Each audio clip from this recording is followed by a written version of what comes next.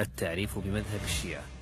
الشيعة الإمامية الاثنا عشرية هم تلك الفرقة الذين زعموا أن عليا هو الأحق في وراثة الخلافة دون أبو بكر وعمر وعثمان رضي الله عنهم أجمعين، واعتقدوا مع ذلك تكفير الخلفاء الثلاثة رضي الله عنهم، وتطاولوا عليهم بالسب واللعن والشتم، كما اعتقدوا أن الخلافة في صلب علي رضي الله عنه، ومن أخذها دونهم فهو غاصب للخلافة خارج عن طاعة الله. آية الله الخميني، وهو من رجالات الشيعة المعاصرين، قاد ثورة شيعية في إيران تسلمت زمام الحكم، وله كتاب كشف الأسرار وكتاب الحكومة الإسلامية، وقد قال بفكرة ولاية الفقيه، وبالرغم من أنه رفع شعارات إسلامية عامة في بداية الثورة، إلا أنه ما لبث أن كشف عن نزعة شيعية متعصبة ضيقة ورغبة في تصدير ثورته إلى باقي العالم الإسلامي. ومن أقواله المشهورة أن للأئمة مقاما لا يبلغه ملك مقرب ولا نبي مرسل، كما يصرح عياذا بالله أن عائشة رضي الله عنها زوج النبي صلى الله عليه وسلم، وكذا طلحة والزبير، أنجس من الكلاب والخنازير. وهناك مقاطع موجودة للملك الحسن وهو يكفر صراحة الخميني. ماذا يقول؟ يعني يقول انه احنا استصدرنا من علماء الامة تكفيرا للخميني، لانه يقول ان للامام الملك الحسن، يقول هذا صراحة، ينقل كلام الخميني. يقول صاحبنا السي الخميني اللي كفروا المغرب وهو ما تمشيش هرب على المسؤولية ديالته، واللي كفرناه رسميا بفتوى العلماء هذه عامين، لأنه يقول أن الإمام هو أقرب إلى الله من الملائكة المقربين ومن الرسل وحتى النبي صلى الله عليه وسلم. أعوذ بالله من الشيطان الرجيم. حسن كفره. وبعدين نلاحظ هناك، يعني قرأت قريبا أنه في مكتب إداري تابع لمكتب المرشد الأعلى للثورة الخمينية اللي هو الموجود علي خامنئي، المكتب الإداري اسمه كتامة هذا، يعني الجماعة الفرس نفسهم مسمين هذا المكتب بمكتب باسم كتامة. نعم. كتامة هذه مدينة في بلاد المغرب العربي، كانت في عهد الدولة العبيدية كانت المكان الذي يشع أو ينتشر منه التشيع. نعم. فهم الآن في الفترة اللي احنا بنتكلم الآن ونحن نتكلم، هناك مجموعة يسمون أنفسهم بكتامة، هذه تعمل تحت إمرة علي خامنئي نفسه، دورها نشر التشيع في مصر وفي بلاد المغرب العربي، وبيتيمنوا بهذا الاسم، باسم كتامة، حتى يسترجعوا تاريخهم. يعني الناس شغالين، يعني صحيح خطط خمسينية وخمسية إلى آخره، زي ما أنت تقول صناع سجاد، يعني صحيح. عندهم صبر على هذه المسألة، يخططون. مخطط الآن يقوم بها هؤلاء الرافضة مع الأسف في العالم كله، ولهذا كان لابد أن نحذر من مخططاتهم.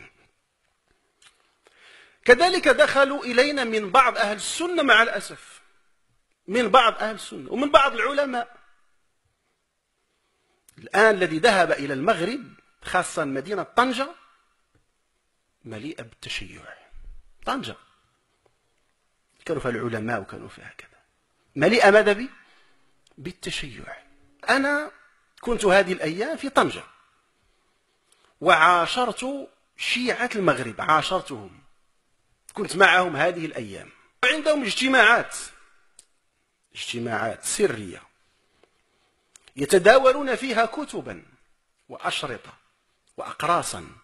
أقراص ديال المعممين، ديال علماء النجف، ديال الروافض، كيوزعوها بيناتهم. وقد أحصيت عددهم بطنجة حوالي 500. هادشي في 2003، والعدد الآن هو يزداد مع القنوات ومع كذا ومع كذا ومع كذا. إذن كان لابد أن نحصن أنفسنا ونحصن أبناءنا من هذا الجرثوم الخطير، سرطان الآن يسري في الأمة، وهو سرطان الرفض. مكة المكرمة فيها روافض، إذا كانت خير البقاع لم تسلم من هؤلاء فغيرها من باب. قولي أشهد أن لا إله إلا الله وحده لا شريك له. أشهد أن لا إله إلا الله وحده لا شريك له. أبرأ إلى الله أبرأ إلى الله من أبي بكر وعمر وعثمان من أبي بكر وعمر وعثمان وعائشة وحفصة وعائشة وحفصة وسائر أعداء أهل بيت رسول الله وسائر أعداء بيت رسول الله. أشهد أن أبا بكر وعمر وعثمان أشهد أن أبا بكر وعمر وعثمان وعائشة وحفصة وعائشة وحفصة في النار. في النار. واسمه إدريس. إدريس شنو العائلة؟ بن رابح. أشهد أن أبا بكر وعمر أشهد أن أبا بكر وعمر وعثمان وعائشة وحفصة في النار. في النار. أما بالنسبة إلى المغرب وغيره، طبعا ما يخفى عليكم أنه الآن في هذا الزمان الأخير لوحظ أنه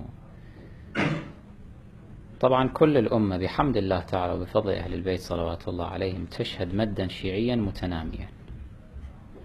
يعني المد الشيعي بالفعل بدأ يصل إلى كل بقعة جغرافية على وجه الأرض بحمد الله تعالى.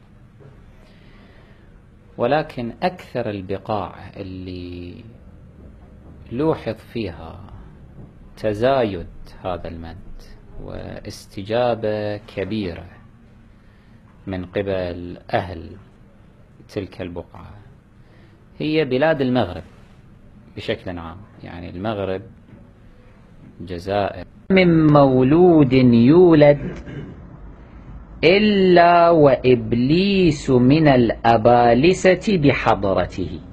يكون واحد من الأبالسة يكون حاضر في وقت ولادة المولود لابد. فإن علم الله أنه من شيعتنا، إن علم الله أن هذا المولود من شيعتنا، حجبه من ذلك الشيطان. الله يحجبه من ذلك الشيطان، فلا يتمكن الشيطان من أن يطعن فيه أو يؤذيه. وإن لم يكن من شيعتنا، أثبت الشيطان إصبعه السبابة في دبره فكان مأبونا. الشيطان يجعل إصبعه في دبر هذا المولود حتى لما يكبر يكون مأبونا، أي يكون منكوحا. فإن كان امرأة، هذا المولود لم يكن ذكرا، فإن كان امرأة أثبت في فرجها، وضع إصبعه السبابة في فرجها فكانت فاجرة. بعدين في مسألة أود أن نلفت الانتباه لها، أنه أنا سمعت مقطع لياسر الحبيب الخبيث. له مقطع موجود على اليوتيوب يطعن صراحة في الملك محمد السادس. نحن نقول أنه المفترض أنه في علاقات دبلوماسية، يجب على وزارة الخارجية المغربية أنها تتدخل لدى الحكومة الإنجليزية أو البريطانية، أنه كيف يمكن أن يسمح لقناة تسب الأمراء والملوك العرب سبا يعني صريحا. أسباب طعنه في الملك محمد السادس. هناك روايات شيعية نسجها أتباع دين الإمامية يقولون أنه لا يصح أبدا أن يطلق على غير أمير المؤمنين، على غير علي بن أبي طالب، لفظ أمير المؤمنين. وأن كل من كان معاذ الله، يعني كل من لقب بهذا اللقب كافر. طبعا معاذ الله قال كلام صريح جدا في هذا الأمر، وهذه إساءة لدولة المغرب كلها. يجب على الحكومة المغربية أن تتدخل. ذكر مباشرة قال المقطع موجود، وطبعا نحن لا يمكن أبدا أن ننشره، لكن نحن نهيب بالدولة المغربية أنها تتدخل حتى حفاظا على حقوق الشعب المغربي. لا يمكن أن يكون هناك منبر لسب الملوك والأمراء العرب صراحة. بهذا على ذكر هذا الخبيث، معنا مقطع فيديو لياسر الخبيث، نشاهد هذا المقطع. ذكرت الروايات أنها تشرق من المغرب وتكون دليلا على ظهور صاحب الأمر، أو تكون من جملة الإرهاصات التي تبشر بالظهور الميمون. لعل تلك الشمس هي شمسكم أنتم يا أهل المغرب، شمس التشيع حينما تشرق من جديد من المغرب. وإني حقيقة لشيعة المغرب معزة خاصة في قلبي. لا أقوله ترى مجرد حدس أو هكذا تخمين، أبدا، أقول ذلك يقينا وسترونه بأم أعينكم، أن دولة شيعية ستنشأ في المغرب. أن دولة شيعية ستنشأ في المغرب. طبعا نحن لا نتمنى أن يحدث ذلك، ويعني هذه الحلقة نتمنى أن يكون لها اهتمام من الإخوة بالمغرب. نحن لا نريد أن نشير فقط، نحن نريد أيضا أن نناقش الحلول، كيف يتم القضاء على هذا السرطان الخبيث، هذا التشيع الباطل. نريد أن نتحدث عن الحلول. طبعا نحن قلنا أنه أول الحلول لابد أن تتدخل الدولة بسيف القانون، أن يكون هناك تشريع يجرم التشيع بشكل عام. من يريد أن يتشيع في بيته هو حر، نحن لا نفتش عن عقائد أحد حماية. وأنا أطالب كل الحكومات الإسلامية وليست فقط حكومة المغرب فقط، التشيع لابد أن يحظر كما حظر في ماليزيا. وقلنا، ويمكن احنا تكلمنا في هذا الموضوع وقلنا انها كانت سباقة لهذا الامر. نحن كعرب وكسنة نحن العدو الاول للرافضة دائما، فنحن الاولى ان احنا يكون عندنا تشريعات لهذا الامر. نحن نطالب الملك محمد السادس انه يتدخل قانونيا، اما عن طريق نظرية اعمال السيادة او انه يتدخل بنص تشريعي، والقانون المغاربي يحرم ويجرم مسألة التشيع. دور وزارات الاوقاف ووزارات التربية والتعليم، بالفعل التعليم في الدول العربية كلها ليس في المغرب مع الأسف يهمش مسألة عقيدة أهل السنة والجماعة، فقط يشار لها إشارة سريعة، أو التعليم مثلا الجامعة الأزهر وخلافه، لكن غير كده الطلبة في المراحل منذ حتى الحضانة وحتى السنوات النهائية في الكليات لا يتم تدريس مادة أو عقيدة أهل السنة والجماعة. أعتقد أن الآن الوقت ملح جدا، وأنه يجب أن يكون هناك مادة تدرس في كل الجامعات العربية كلها في مصر وفي بلاد المغرب وغيرها لتدريس عقيدة أهل السنة والجماعة حماية لكن مؤخرا هناك يعني أخبار نشرت عن أن تم الترخيص لمؤسسات شيعية داخل المغرب، حقيقة هذا الأمر؟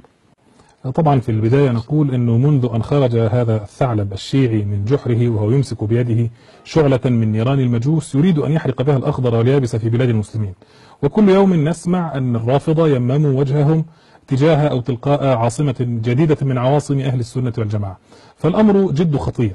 صحيح أنه في عام 79 قطعت المملكة المغربية علاقاتها كاملة مع إيران، لكن عادت العلاقات مرة أخرى في عام 91 وقطعت مرة ثانية في عام 2009 بسبب التصريحات التي قالها بعض المسؤولين الإيرانيين عن مملكة البحرين، وعلى أثرها حدث نوع من التراشق بينها وبين المغرب وقطعت العلاقات. لكن هناك كوارث في العقلية الشيعية، يريد أن يحكم سيطرته على كل الممرات المائية اللي تقع في خلالها أو فيها الدول العربية. يعني هو مثلا يسيطر على مضيق هرمز، ويسيطر الآن في الأحداث في اليمن، لو استتب الأمر للحوثيين فهو الآن عند مضيق باب المندب. الجديد أنه يريد أن يزرع بؤرة للتشيع في المملكة المغربية وتحديدا في مدينة طنجة. يعني اللي يعرف الخريطة الموجودة في بلاد المغرب يجد أن مدينة طنجة تحديدا اللي تم الترخيص مؤخرا فيها لواحد من الشيعة اللي ينشئ مؤسسة. هذا رجل مغاربي، لكن حتى لو شفت شكله هو شكله سبحان الله شكله فارسي. هو ده دي صورته بالعمامة، رجل حتى سبحان الله ملامحه. السؤال، هذا رجل شيعي، أي دراسات سيخرجها هذه المؤسسة؟ لا بس عايزين نحرر هذه النقطة فقط. لما تم الترخيص له، هل كانوا على علم بأنه يعني يرخص لمؤسسة شيعية تقوم على دراسات شيعية أو نشر كتب شيعية إلى آخره أو أبحاث؟ هو بالنسبة ولا هو يعني الموضوع كان فيه نوع من الخدعة؟ يعني هو في مسألة في غاية الأهمية. يعني الملك محمد السادس رجل قانون، القضاء يحكم بالأوراق، مفيش نص موجود في القانون أو الدستور المغربي بيجرم التشيع، لا يوجد نص قط.